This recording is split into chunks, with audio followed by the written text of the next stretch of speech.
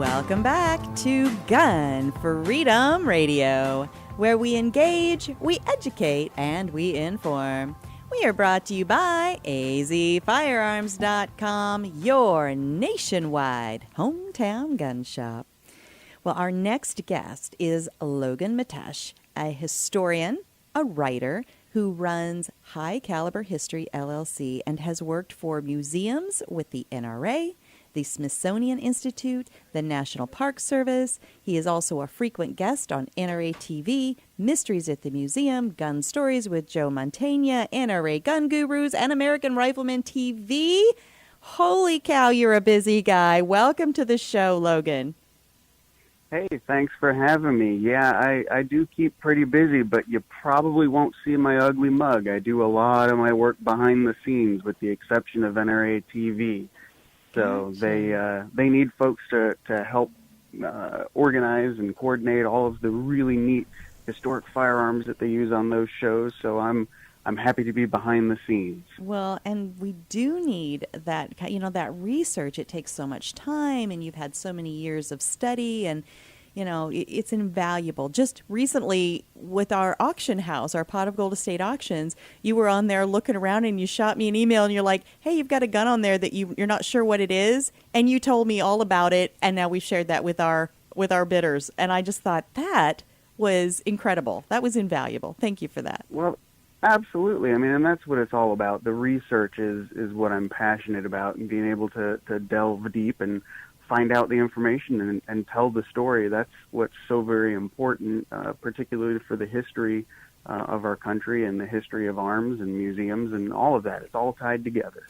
Well, it is, and even tied to our future. And that was the main thing that you and I thought, let's bring this conversation to the air, because you're a young guy. You get that, you're going to go through years that some of us old people are not going to be there. And if you don't carry that knowledge forward, then where are we as a country? And so how do we inspire other young people to carry that torch and to have a passion for learning their history? And one of the ways we do that is through our museums, right? But yes, absolutely. But then firearms are like this hot button political issue that museums have to deal with. It'd be easier if they were just like, well, here, let's just bring in like Lincoln's chair, or let's just like bring in, a chuck wagon or something. There's not all these political and legal issues to deal with. But absolutely. But you and I agree that it's so important for museums to fight through those things and keep firearms on display. Talk about that a little bit. Yeah, so firearms are one of the easiest things to link people to our history and our culture, because right, wrong, or otherwise, whether you like them or you don't, everyone in the United States, their lives are touched by firearms and the history of firearms. And so American history is firearms history. And True. That's, to me, what is so great, to be able to display firearms in museums, whether you're seeing them in house museums in national parks, or you're seeing them at the Smithsonian Institution, or at the NRA museums, or at the Cody Firearms Museum. You're able to have that tangible object that helps you tell part of the story. Maybe it's a Colt single-action army that was with Custer and the 7th Cavalry, or maybe it's a 1911 that actually saw service in World War I. It is hands-on history in a very tangible way. And you're right, firearms are a hot-button issue, and some museums tend to try to shy away from firearms because it can create an uncomfortable experience for some of their visitors. But to me, that's what makes firearms so intriguing and such a great thing to have on display, because no matter how you feel about them, if you walk into a museum and you see a firearm on display, you're not going to have an indifferent reaction to it. You're either going to react positively or you're going to react negatively. And personally, I'm okay with either one of those reactions, because the whole point of a museum is to get you engaged and to get you thinking about the concepts in a broader scheme that are being represented through those objects. And so, someone may walk through an art gallery and, oh, well, there's a Jackson Pollock. Well, it doesn't do anything for me. I'm moving on to the next one. But you see a firearm, and like I said, you're either going to have a good or a bad reaction, and that's going to spark dialogue one way or the other. And that's what we need. We need that dialogue in order to maintain a hold on our past, so that we can know where we're going, guided by our past. Logan, welcome to the show. This is Dan. I have a comment on that. We went and talked to a bunch of people that were curators in museums, and there were some anti-gun curators there, and it makes it very difficult because they do want to eliminate the guns or put them in the back, hide them. And I use an example of the Holocaust Museum in Washington. Nobody was for that, but yet it's part of history that we need to see and we need to learn from, just as though a firearm would be. We need to learn about the history of them. And so if I go to the Holocaust Museum, I say, man, that was a beautiful museum. I really enjoyed it. Doesn't mean that I was for the Holocaust. That I was, on the other side of the street for that. So I don't know. I just think that it's very important that whether we like it or not, it needs to be in our history books and we need to learn from it.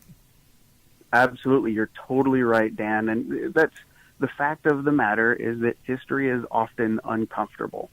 And there's no way around that. And so that's why we have to embrace it and be able to find the good in a little bit of everything.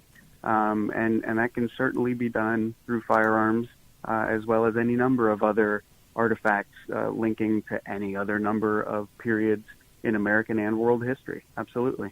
Well, and what I was thinking as I was listening to you talk about, a museum setting and firearms is, so firearms can be art. I mean, there are some very beautiful firearms, and the engravings are so intricate.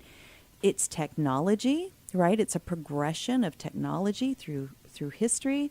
It's about, our nation and the protection of not only our borders, but also people's homes. I mean, there are so many stories intertwined and so many bigger things that a firearm represents, that when you said that our history is indelibly or undeniably linked to the firearm, it really is.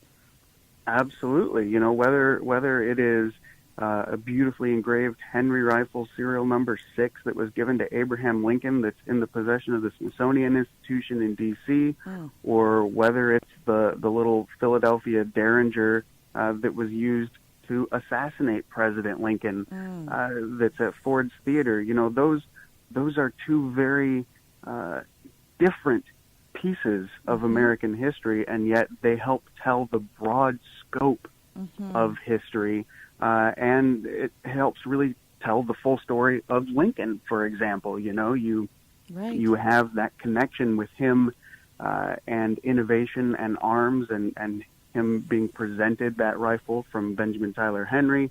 And then, of course, you've got John Wilkes Booth with that Derringer from Henry Derringer in Philadelphia, that ends his life and forever alters his legacy and forever alters the course of American history. And so that little diminutive single-shot pistol is a really big artifact. And so you can tell amazing stories in museums with firearms, stories that you simply couldn't tell otherwise. So true.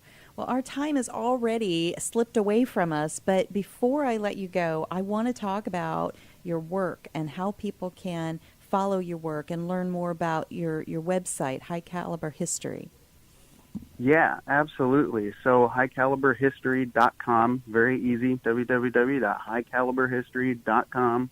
And you can go in there, and we've got a blog, and there's photos, and there's ways to contact me, sign up for the newsletter. I promise not to bombard your inbox, and there's links to follow me on different social media feeds. And again, that's all at www.highcaliberhistory.com. That is just awesome, and it's a great resource, and I highly recommend people spend some time there. And I highly recommend, as I know you do too, that people, get in out of the heat. go into an air-conditioned museum, spend some time, right? Definitely. It's the best way to beat the heat. I love it. Well, Logan, we're definitely going to have you back on. There are so many stories that I really want you to be able to share with our listeners that come from your research, that come from the history of firearms. And I hope you'll come back. But for today, we have to run. Logan Metesh of highcaliberhistory.com. Thanks so much. Thank you, Logan. Bye-bye now.